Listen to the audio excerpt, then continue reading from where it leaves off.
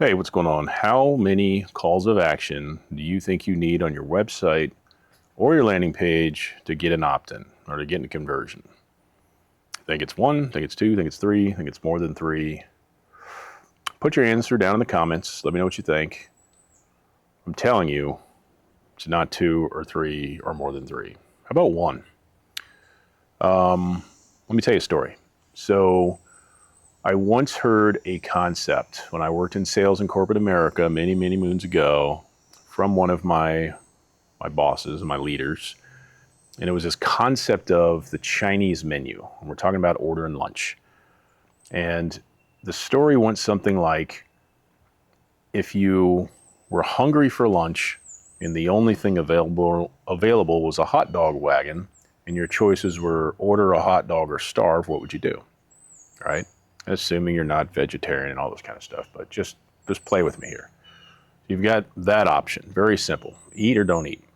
Option two is you have a Chinese restaurant with a Chinese menu next door, and they have 500 things on the lunch menu, right? Depends on your personality, but like for me, I could go into the Chinese place and pick something and roll with it, right? I'm not a very picky eater, but not everybody's that way. And before we even get to being a picky eater, a lot of people are very indecisive. I might be married to one. I might have some as kids. You know what I mean? If you give the wrong personality type too many options, they're not going to be able to make a decision at all and they will go hungry.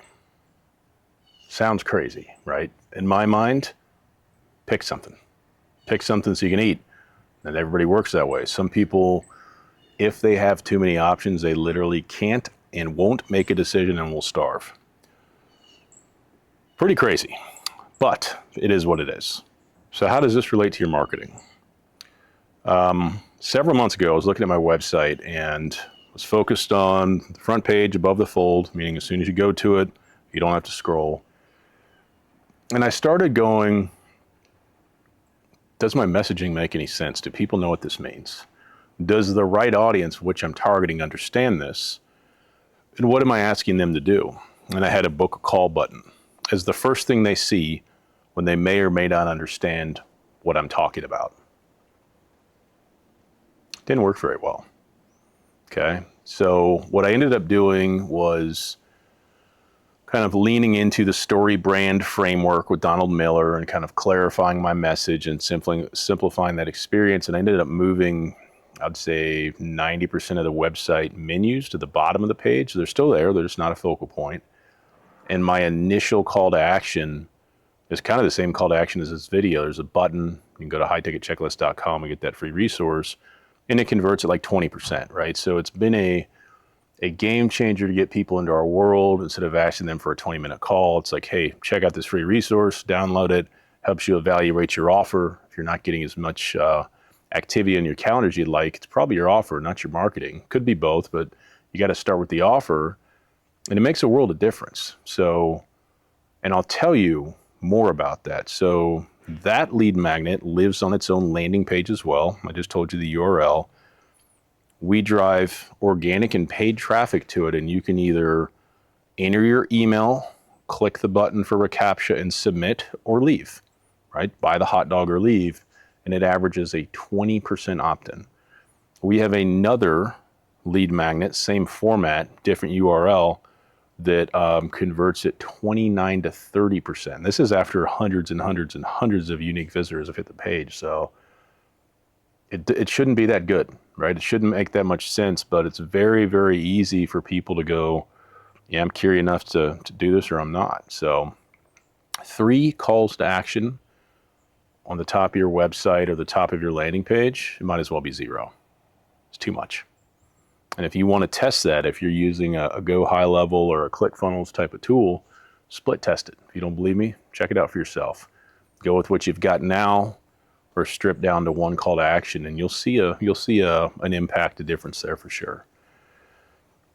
This is Marketing 101. This isn't new info, but it's really, really important stuff.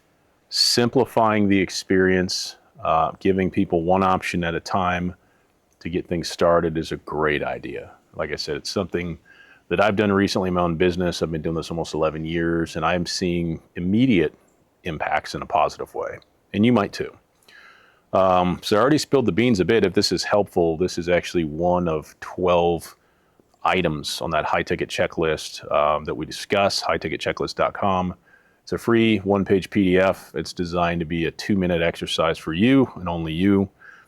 You go through, you check the things you're doing, leave the things blank that you're not doing, and it's all focused on your offer. So hopefully it gives you some clarity, some perspectives, and some ideas you don't have now.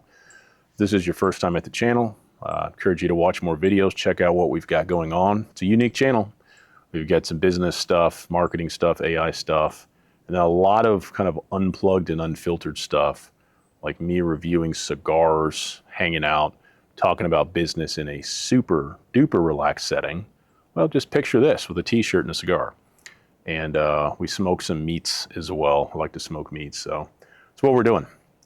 If it makes sense for you, check out more videos and subscribe. And if not, hope this video helped you. See you in the next one.